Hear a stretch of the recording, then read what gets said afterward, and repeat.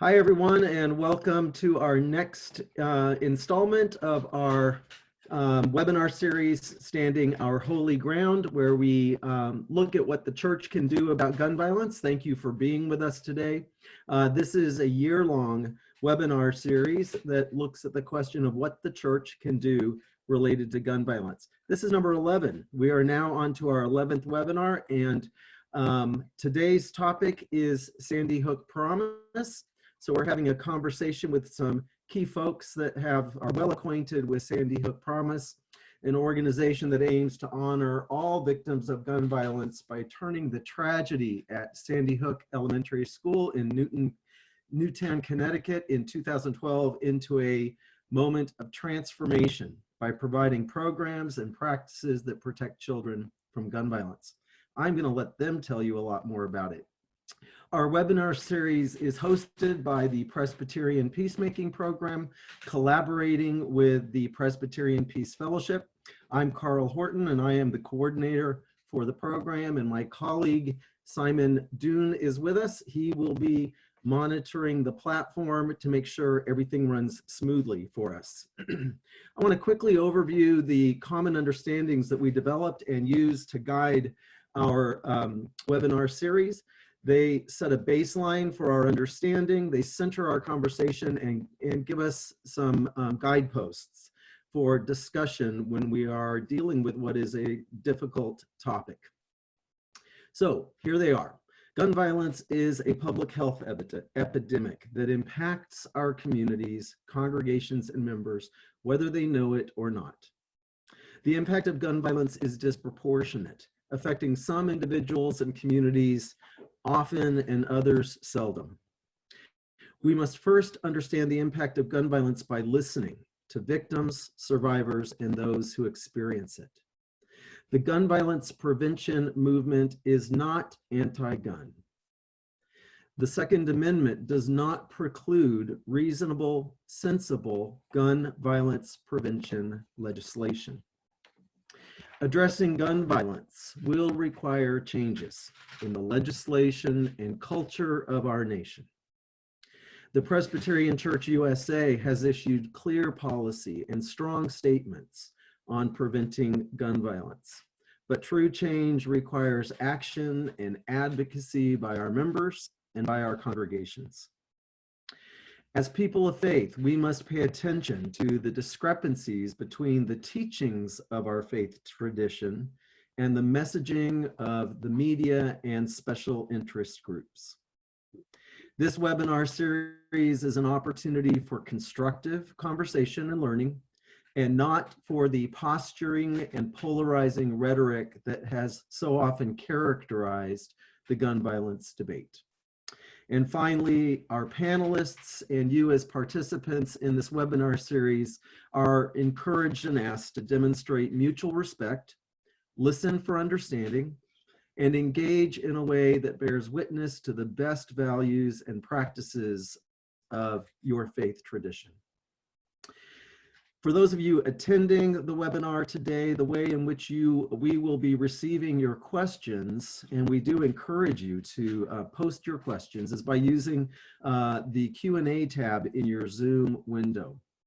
When you do that, please indicate which panelist you are addressing your question to, if you have a preference, or let us know if it's for both or either.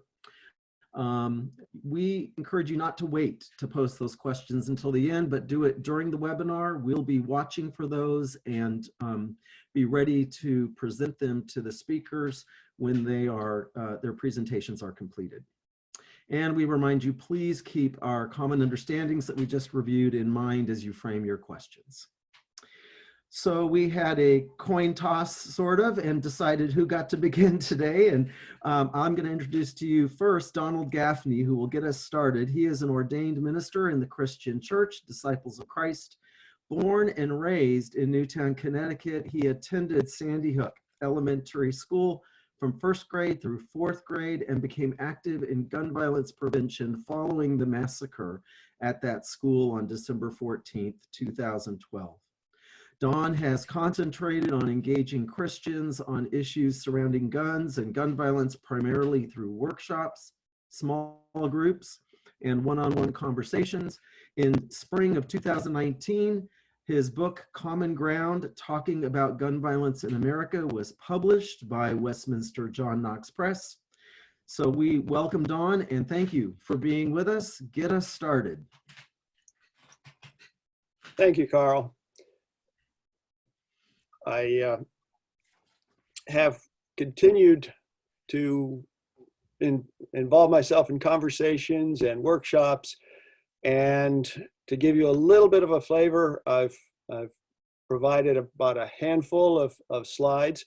So if we could go to those now, Simon.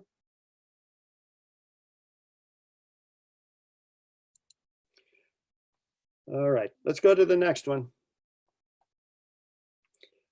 I always like to start my presentations with a full disclosure that I am a gun owner. I have a rifle and a pistol, and I do have a Pennsylvania carry permit. And that notwithstanding, I am not a member of NRA or other gun rights groups, but I do support gun control groups. And my emphasis is on gun violence prevention and responsible gun ownership. There are a lot of gun owners within us Christians of various denominations. Next.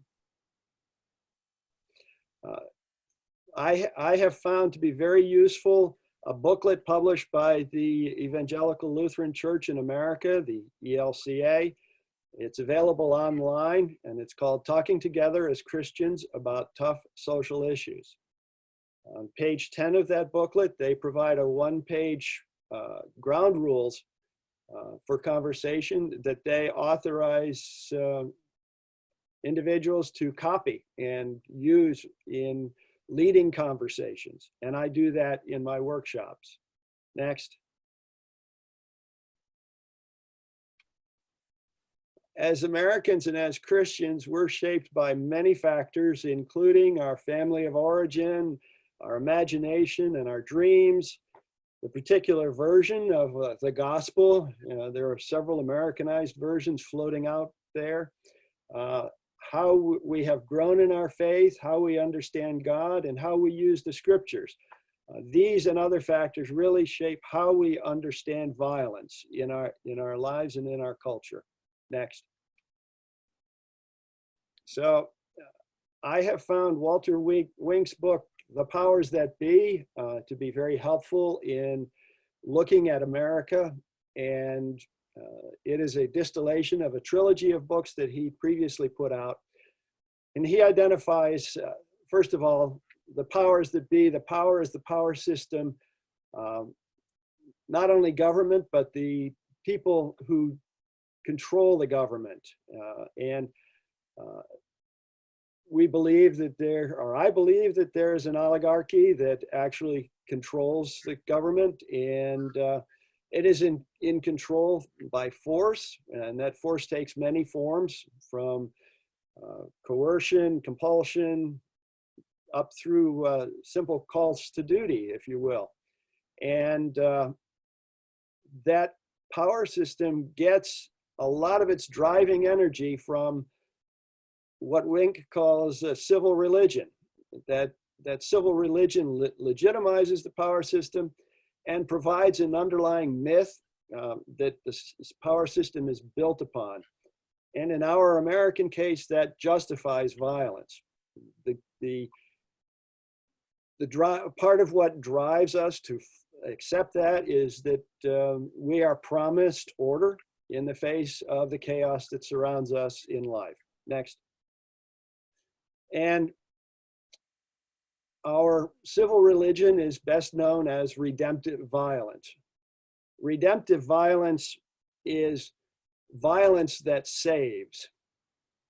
The simplest illustration of that that's germane to this conversation is it takes a good guy with a gun to stop a bad guy with a gun. That is redemptive violence in a nutshell. And we have adopted this idea as an American culture very, very thoroughly. And it has undergirded and provided an underlying myth as we have come from primarily Europe, Western Europe, and settled in America and moved across this country, seeing this as a promised land and claiming it all for ourselves by violently displacing the natives of this land. And as we have done that, we have gone through many periods of renewal and rebirth, and that has fueled the concept that this redemptive violence is in fact legitimate. Well, in fact, it is not, but we have soaked it into ourselves so much as Americans, and we've applied it. We see it at home in terms of controlling the savage being the natives. And then after we conquered the frontier, it turned around back into itself where controlling the savage no longer became the outside, but it became the urban centers where minorities exist. And so it continues to foster and fuel that idea that we can solve things through violence. It's saturating our culture in everything from cartoons, as simple as Popeye, to television and movies with The Lone Ranger and Superman and Lethal Weapon, and video games like Call of Duty. And we've carried this through thinking that we have the answer for the world in terms of redemptive violence. We can go and tell people about how great it is, but we need to go in there fighting a war to show it. Next slide. And in terms of holding Christianity against America and holding America accountable, America's civil religion, it's all about the nation, and God, and the priests speak to the people for God. It reinforces the status quo, and it promotes a tribal God. The metaphor is a fortress, and the evil is out there. We're all good guys in here, but the evil is out there. And the goal is victory through the imposition of will. For me, Christianity is all about God and priests who will listen for God. And when Christians listen for God, we find ourselves calling for radical change to the status quo. And we recognize that God is the ruler over everyone, everywhere. God is not tribal. God is no respecter of individual persons like that. And so we are on a journey together, and we have met the enemy, but in Pogo's immortal words, he is us. And therefore our goal is forgiveness, and it's achieved by grace and steadfast love. And in America, we have these two threads that intertwine and have intertwined, continue to intertwine within our culture. And it's important for us to be aware as we hear different things to critically ask ourselves, well, is this coming from my Christian background and understanding, or is it coming from my background and understanding as an American? And to draw that distinction. Next slide. And as I've been thinking about this, trying to come up with a response, when I was reading James Atwood's Collateral Damage, his book, he used a couple of times, almost in passing, the term redemptive suffering. He didn't even put it in those terms. He talked about suffering that was redemptive. And I think that an appropriate Christian response to redemptive violence is for us to consider redemptive suffering. We see it throughout the Bible with the Hebrews in Egypt, Christ on the cross, just having come out of Easter, and all that signifies for us. We've seen it in our recent history with the Holocaust. We see it being acted out today with the cries of the Blacks in America. And we see it being acted out today in gun violence and gun violence victims in America, crying out for justice. Next, I think that's it for the slides. Thank you. So let me let me say that I do consider myself also a victim of that gun violence. I have friends and family still living in Newtown and still working in the school systems there. And as a Newtowner, I consider myself a Newtowner as part of Newtown's diaspora that has become linked through social media.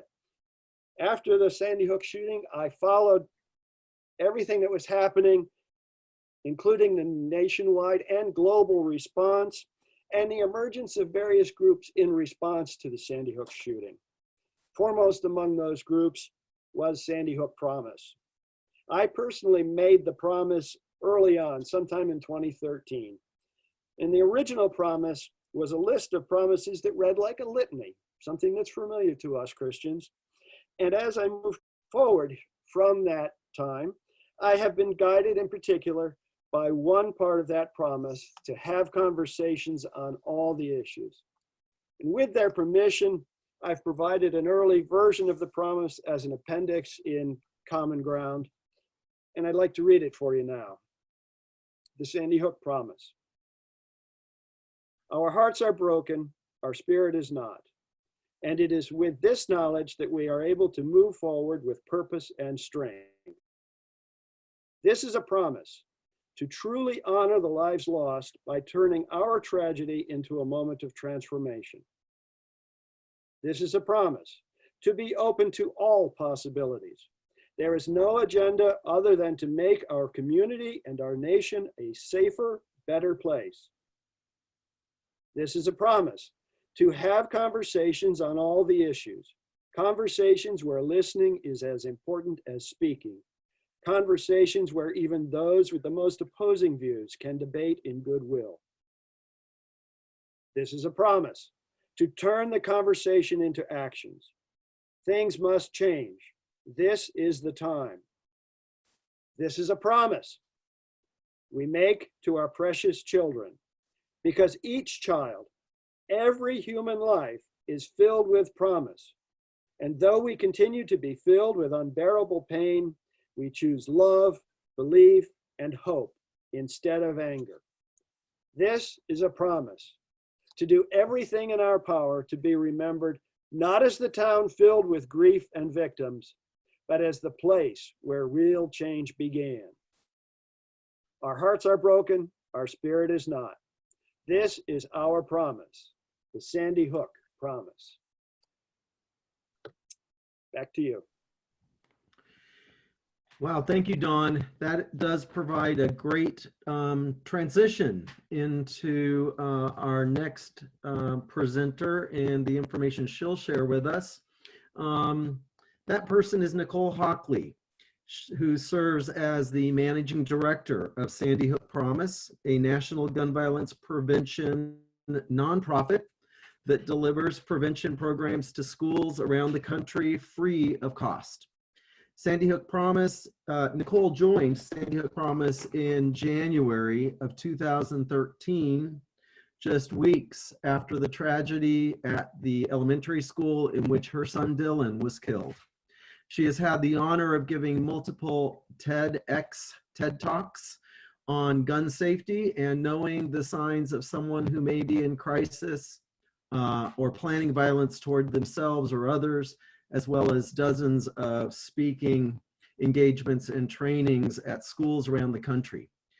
Nicole works to ensure that no other parents will have to endure the pain of losing a child to preventable gun violence. Thank you, Nicole, for the work you do and your time with us today. Oh, thank you so much for having me, and thank you, Donald, for reading the promise as well. I still recall saying that and reciting that promise on January 14th, 2013, when we launched the organization. And I'm very proud of the fact that we continue to hold that promise as sacred in the way that we do and create and deliver all of our work. So thank you for that reminder as well. I thought it could be useful to just give a little bit of a background as to the origins of Sandy Hook Promise, not from the day of the shooting, but how we decided to do what we do in the way that we do it. Because we are fairly unique in the gun violence prevention space by design. When we first formed Sandy Hook Promise and the promise that was written, those are tenets that we have kept to and remind ourselves of every day, to stay nonpartisan, to not be a confrontational group, to be a solutions-focused group on behavioral change. And we didn't really know what we were doing when we started, I think, which is easy to understand. You know, we were dealing with incredible grief. My managing director partner and Mark Arden, who lost his son Daniel, and myself and my family having lost Dylan. And we were wading into some of the most difficult political waters in the United States by even speaking about the issue of gun violence prevention and gun safety. And when we started, we did what a lot of other people do and focus on policy and focus our efforts purely on policy. And we walked the halls of Congress for many months, lobbying for background checks. And as we record this webinar today, this week is 7 years since the Manchin-Toomey background check bill failed in the US Senate. And it was quite a horrific day. And I remember, you know, standing in the Rose Garden with President Obama as he said this was a shameful day for our country. And Mark and I and everyone at Sandy Hook Promise were absolutely devastated. However, sometimes you need a defeat to spur you on the win in a different way of thinking. So we went back and we figured out, okay, if we failed on that, something that's supposed to be so easy, you know, the lowest hanging fruit, and we're doing something wrong and we need to try something different. So we studied a lot. We spoke to gun owners, we spoke to mental health experts, we spoke to academic experts, we spent time with the FBI and the Secret Service. We we participated in focus groups around the country, just listening to people to try to understand the barriers to preventing gun violence and the history of gun violence to try to find ways forward. We also studied a lot about social change and how you can't legislate for behavior, and that when it comes to creating social change policy, you know, getting the right laws in place and politics, voting the right people in place are two very important components of social change, but they don't usually create the change. They come after to enforce the change that you've already created. And when we looked at all of the polarizing issues that have plagued our country, you know, from the Civil War all the way up, we thought, okay, these are things that we can learn from, how to find common ground, how to change the narrative and focus on what's important in a non-confrontational way that everyone can engage in and be part of. And we coupled that knowledge with what we learned by studying other school shootings and mass shootings about the signs, about leakage, about the fact that most people, before they commit an act of self-harm or violence towards others, tell someone else or give off a sign. However, as a country, we've never been educated in what those signs are. You know, we've learned how to recognize someone who's drowning and how to intervene and get them help. We've learned to recognize someone who's having a stroke, the signs of that, and how to intervene and get them help. The signs of impending violence are there if you know what to look for. So we started creating PSAs and programs to teach people, teach students how to recognize the signs in their peers, how to recognize them on social media, because the adults in their lives were not on the same platform as the kids. The kids are seeing things and they don't really know what to do about it. They want to help. They want to take it seriously. They want to tell someone. They just don't know how. And through our programs of Start with Hello, which is about chronic social isolation and creating connectivity in schools and families and communities, and our other program, Say Something, which teaches kids how to recognize these signs and then tell a trusted adult to get an intervention made. We're empowering kids with these tools to take control back over their lives and help each other and reduce this feeling of individualism or isolation and focusing more on community. How can we best look after each other and get help for each other before someone makes a tragic decision to hurt themselves or someone else. And we've had tremendous success since we first launched our very first program as a tip sheet in a church basement in Ohio. At the end of 2014, in the last several years since then, we've reached over 15,000 schools. We trained over 13 million adults and children on how to recognize these signs and take actions. And we have stopped multiple school shooting and suicide threats and gotten a lot of help for kids from other forms of self-harm, abuse, substance abuse and addiction, everything on the spectrum of violence and self-harm, from at the one end bullying all the way to the other end of homicide or suicide. And we're incredibly proud of the impact we're having, but the thing is, it's about this behavioral change. It's teaching the kids today how to be with each other and be part of community. And then they grow up and they teach their kids how to do this until this just becomes the way we are. Very much like when I was in high school, Mothers Against Drunk Driving started a program called Designated Driver. There was no policy, there was no law called Designated Driver. It was an educational program that taught us what to do if people were out drinking, and then how to be responsible about driving and get a designated driver. It's not a big policy. It's awareness and education that changed the behavior of my generation and is what I am passing down to my children. This is what we're talking about in terms of gun violence prevention from Sandy Hook Promise. It's not about imminent danger. It's not about teaching someone how to behave in an active shooter drill, for example, because by that time it's too late. This is more about upstream violence prevention. What can you do in days, weeks, months, or years before someone reaches that point, before someone picks up a weapon to hurt someone else? And how can you create an intervention? And then we support that with policy. So things like background checks, ensuring appropriate and responsible gun access, ensuring safe storage so that children can't access weapons to bring them to school to hurt themselves or someone else, ensuring laws like extreme risk protection orders, which once you know what to look for, once you know what the signs are, there's then a policy that enables you to act on those signs if someone is in crisis, particularly suicide. And then there's a temporary way to remove them from their firearms or access to be able to buy firearms until they're out of crisis. So it's a very complementary way of looking at programmatic behavioral change and then the policy to help enforce those changes.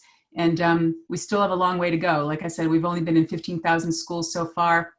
And although we focus on schools, the lessons that we're teaching and the way we're asking people to behave and intervene, it's not just about in school. It's about the whole child. It's about the family. It's about the community. It's about wherever they may find themselves, whether that's in church, in a movie theater, in a mall. The signs are there when you know what to look for. And that's important, because that's empowerment. That's not waiting for it to happen to you and knowing how to duck and cover or hide and run.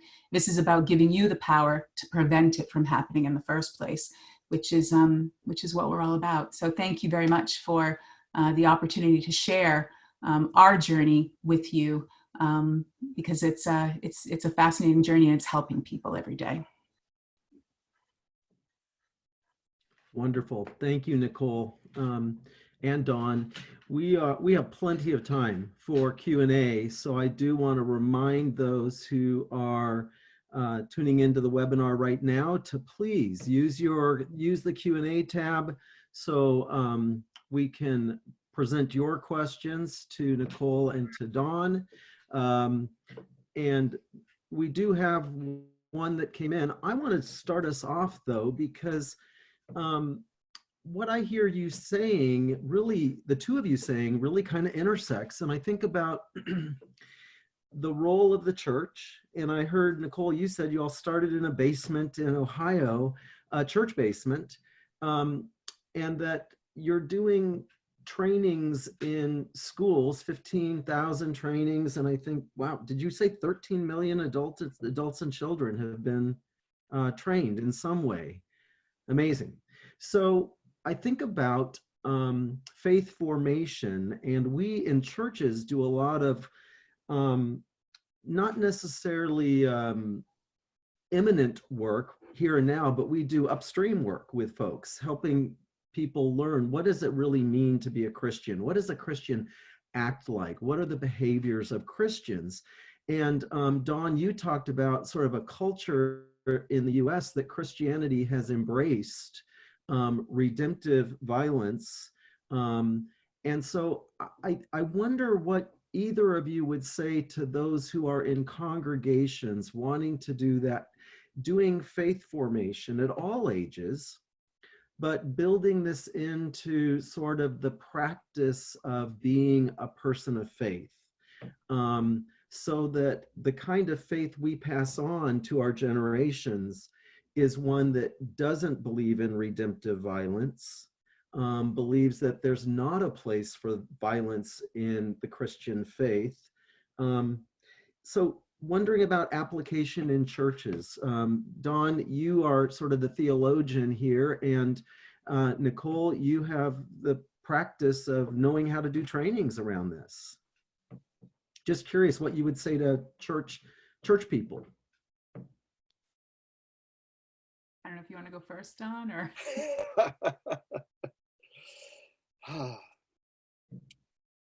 I think maybe it starts with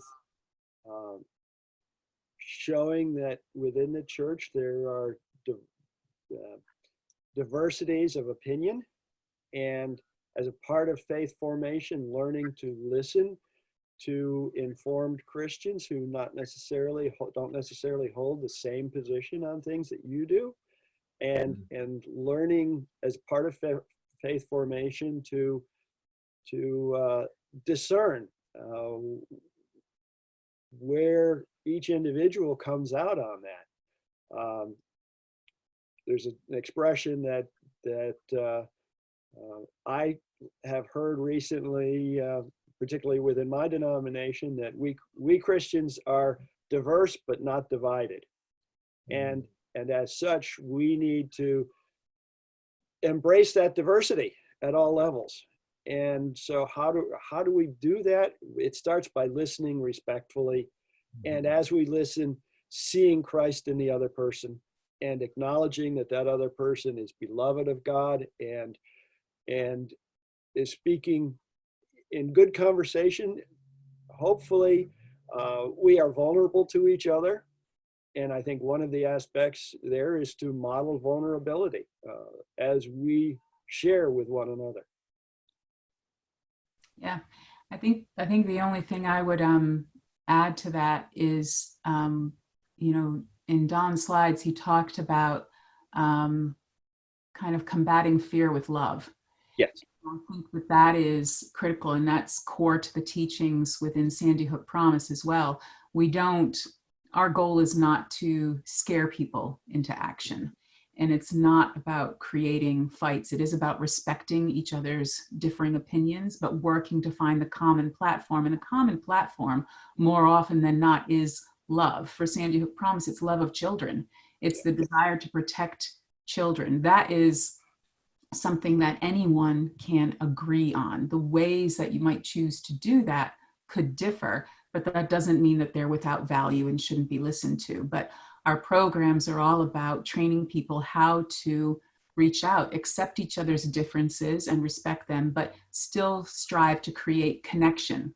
And for kids, looking at a kid who might be a little bit different and might be sitting alone or might be bullied or the bully, and saying that person's still deserving of love and connection, and here's how to help reach out to them and include them, and never knowing how that simple act might affect the trajectory of their lives and the decisions that they make after that. So it's really about just teaching people really what they already know in their hearts, but just giving them the tools to act on that, and the respect for acting on it as well, and celebrating that fact. Yeah, I do think your Say Something campaign or effort would be something something that would be very sensible for congregations to consider, that training for people of all ages to look for signs. I think our churches want to protect children as well. And some of our churches, we're struggling with how to create safe environments without instilling more fear. So I think the church shares that sense of love of children, and wanting to protect them and form them into people who are not necessarily violent. It does strike me as interesting that the Christian faith is, the Christian story is full of violence. The resurrection that we just celebrated as Christians was the culmination of a horribly violent act of crucifixion. So it is tough, I think, to change theological understandings of violence and whether or not it can be redemptive. Don, I think your book is a great challenge to us in the way we look at violence as people of faith. And I will say, in following on from the book, I have gone back and am rethinking atonement. And that I want to say a predominant American version of atonement is some sort of substitutionary penal atonement, and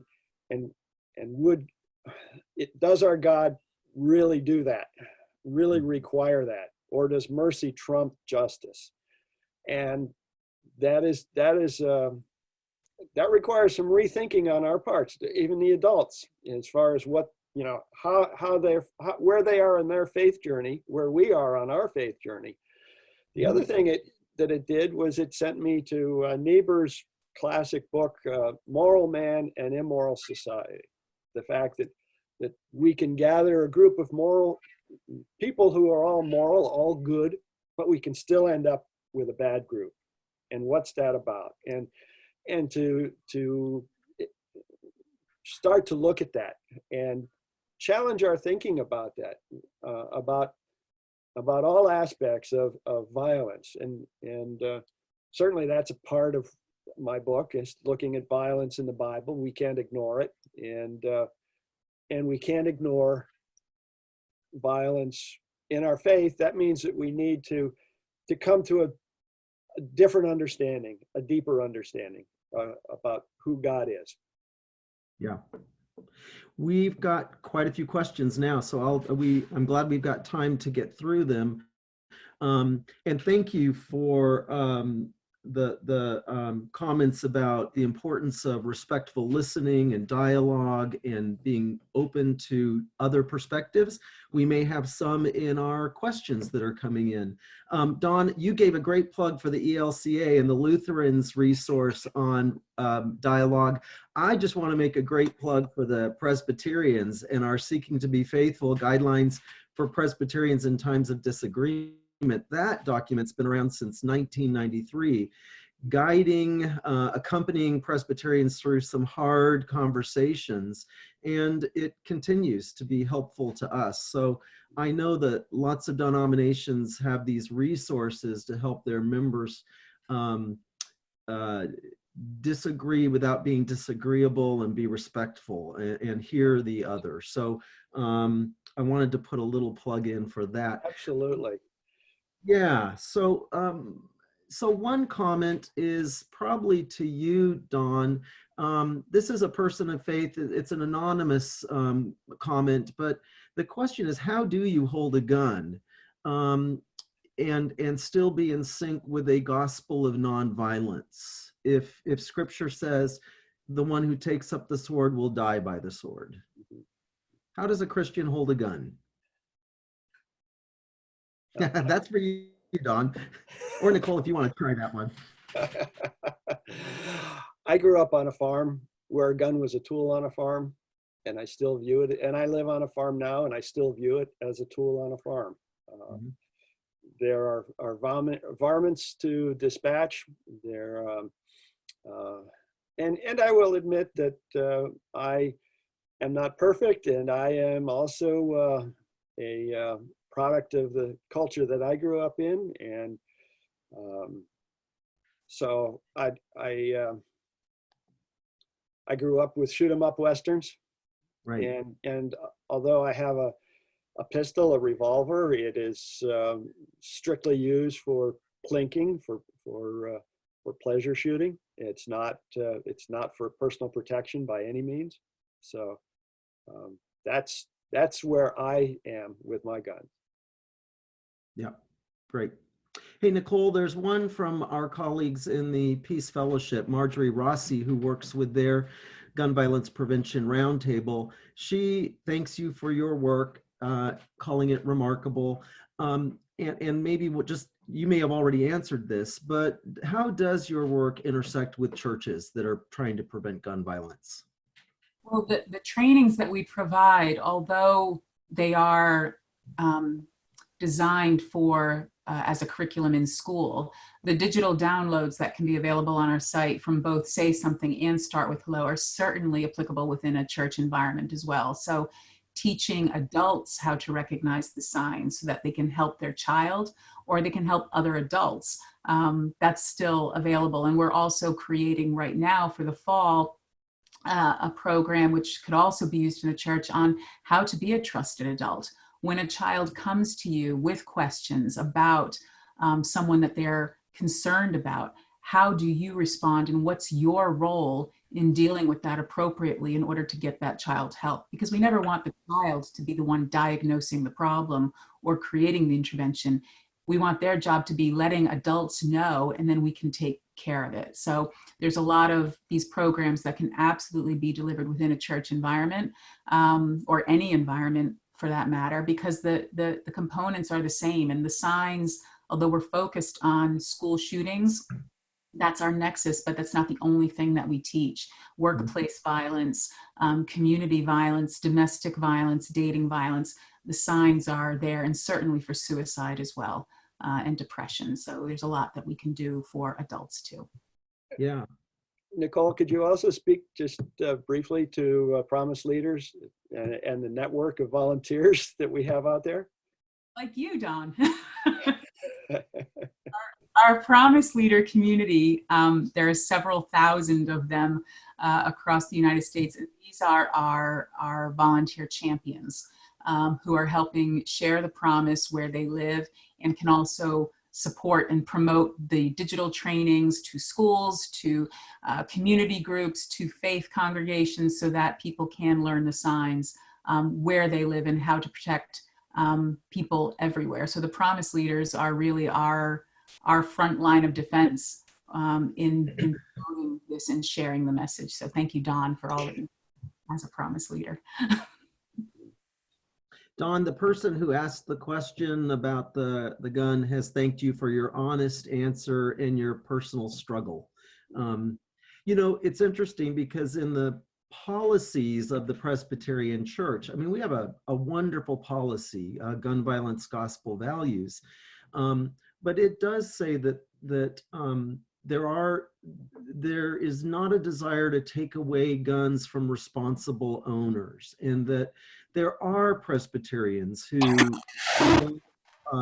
for sport on their farms and such. And so it's not an effort to take all guns away, but we do rely upon responsible gun owners to help educate all owners about what that looks like.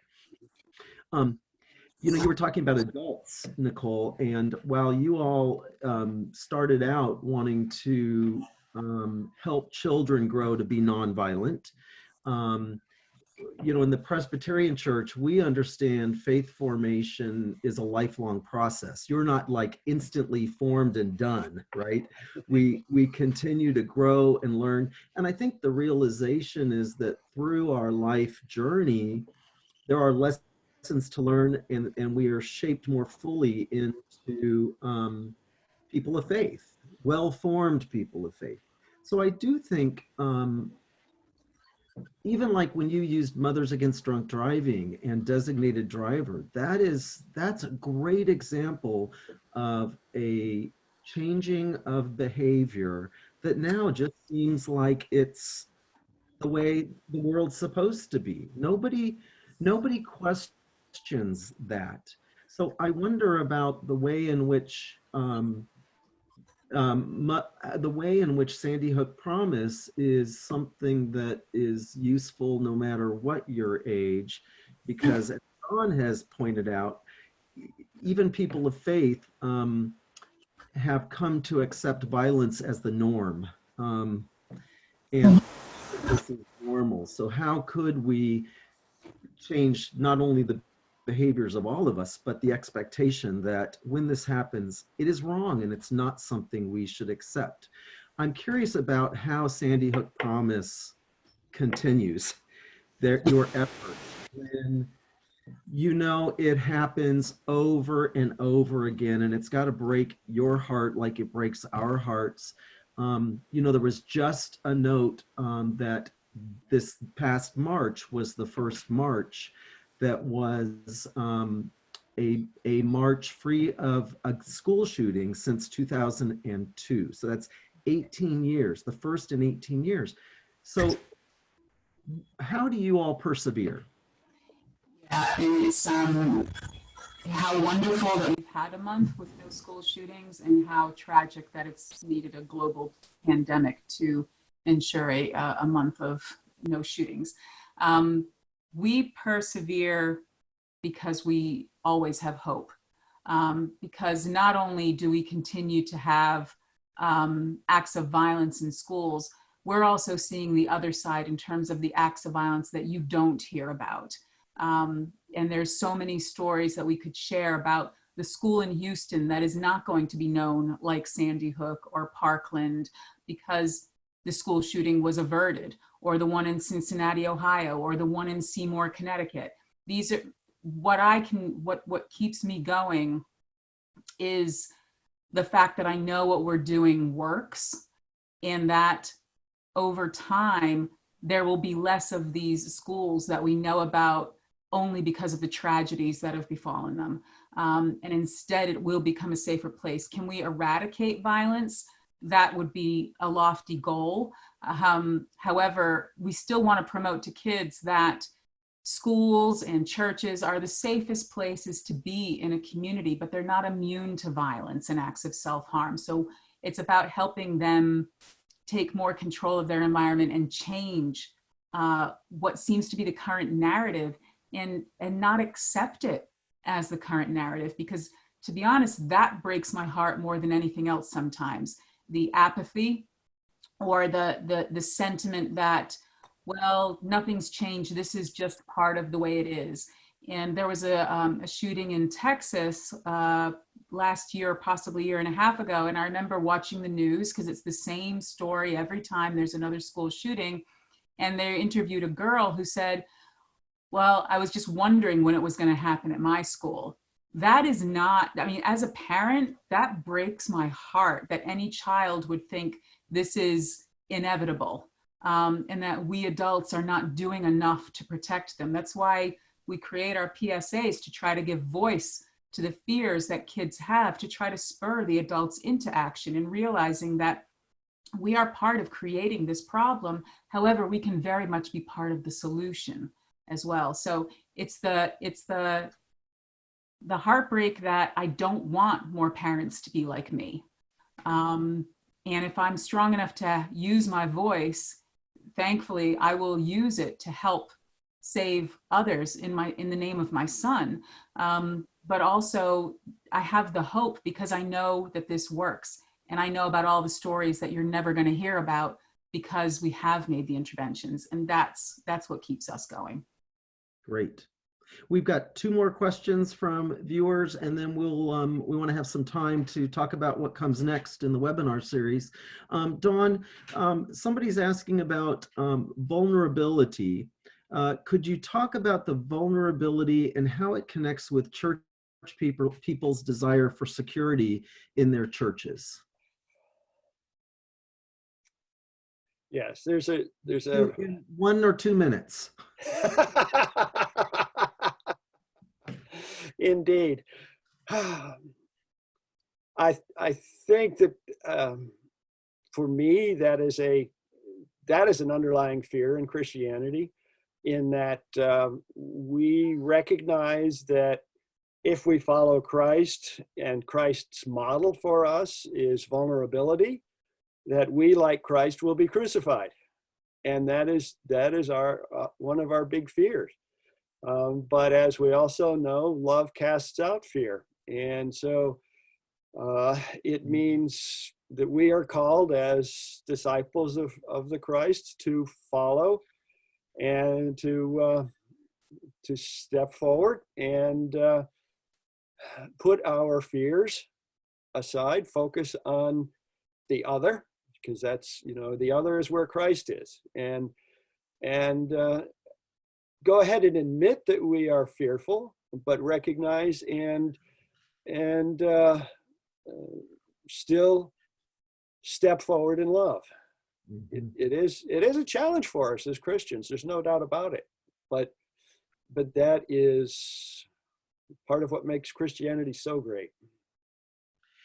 It is interesting to me. We may need to do a webinar on security and because so often security means that we are loaded up with our defenses and we are postured and ready to defend ourselves. And it's interesting to me that Sandy Hook Promise didn't start out saying every school needs a metal detector, every school needs an armed guard, we're going to protect our children. Sandy Hook Promise talked about the culture. I mean, I understand you also worked on policy shifts, but legislation was demoralizing, I think, so you went in a behavioral direction, and it seems like you are meeting with success. But I do think we might want to help Christians think about what security really looks like, and help US people, Americans, US citizens think about what is a secure nation. This certainly isn't secure when school shootings happen with regularity and we accept it. Final question, which is going to be, oh, sorry, Don, go ahead. Yeah, I just wanted to add that one of the other slogans in the aftermath of Sandy Hook, the Newtown community embraced "Love is louder." Ah. And that also obviously resonates. Somebody has just noted that what Sandy Hook Promise has done is placed people as the detectors. So instead of having a metal detector at school, we become the detectors. We recognize the signs to prevent gun violence rather than the imminent danger, Nicole, that you said. That's not what we're working on is imminent. We're working on upstream. The last question, or well, it's an earlier question that talks about, Simon, how interesting this is, because we are ready to announce a new webinar. This person wondered about the recent rapid escalation of gun sales. It's David Brock, and said, hey, with this recent rapid escalation of gun sales tied to the coronavirus, has your focus or approach changed in the audience you're focusing on or the message you are delivering? Are there particular responses that speak to our current reality? How do we best respond to this reality? Nicole, could I ask you to answer that? And then we'll talk about what we've got coming next. It's fairly common, unfortunately, after a tragedy or after a national event, that fear overcomes too many people and they look to purchase more guns and ammunition as a way to protect themselves because they're afraid. That is something that happens, and that's why things like background checks are incredibly important to ensure that at least people that are purchasing guns are responsible enough to have that incredible responsibility of having a weapon, and that they know how to use the weapon and also how to store it safely. Because my fear in the time of coronavirus in particular is more guns in the home, more people isolated at home, more concern over joblessness, financial and economic uncertainty could lead to more moments of crisis. And weapons and access to weapons, unfortunately, could increase those moments of suicide or domestic abuse or child abuse or unintentional shootings. So it's very much a concern, but I think it's a bigger thing of how we deal with fear or unfounded fear, whether that's, raiding the grocery stores for toilet paper or raiding the stores for guns and ammunition, that these aren't appropriate ways to respond to these moments. It's something that we're taking very seriously at Sandy Hook Promise in terms of the tips that we're getting, which unfortunately some of these are triggered by the increase of weapons in the home and kids in tense situations for a lot of people who are dealing with a circumstance that they have never thought that they would ever have to deal with before. So it's a tricky one. Yep.